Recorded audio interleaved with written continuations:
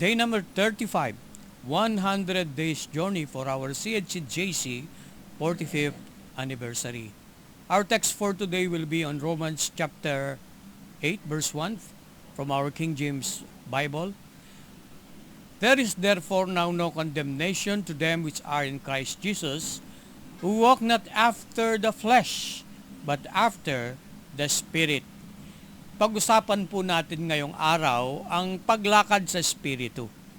Ang talata ay nagsasaad ng ating relasyon sa Panginoong Jesucristo. Dahil sa kanyang sakripisyo dun sa krus ng Kalbaryo, ay inalis ang anumang paghatol na nakatalaga sa laman. Dahil ang gawa ng laman ay salungat sa nais ng Espiritu ng Diyos. Ang kahatulan na dulot ng kasalanan ay pinawalang sala na ng ating Panginoon. At ang kumikilala at tumatanggap sa Kanya ay lumalakad na sa kalooban ng Espiritu. Sa makatwid, Kanya nang masusunod ang pagkilos ng banal na Espiritu sa Kanyang buhay. Sa Romans 8:13, for if we live after the flesh, ye shall die, but if ye through the Spirit do mortify the deeds of the body, ye shall live. Purihin ang Panginoon. Dati ay alipin tayo ng maling gawa at pagkakasala ngayon.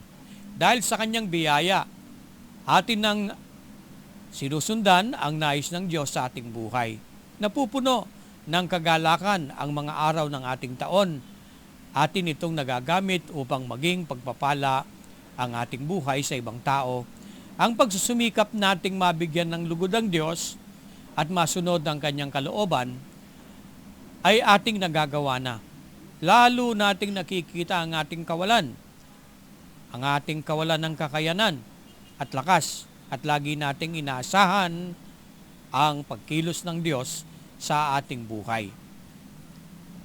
Ang akin pong bati, walang kahatulang buhay dahil kay Kristo sa inyong lahat. Tayo po'y manalangin.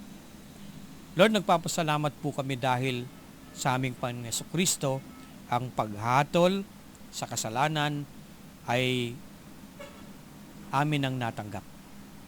At dahil nga po sa aming relasyon sa Panginoong Jesucristo, sa Kanya napunta ang paghatol na ito.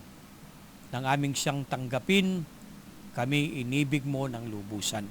Salamat po sa biyayang ito. Sa pangalan ni Jesus. Amen.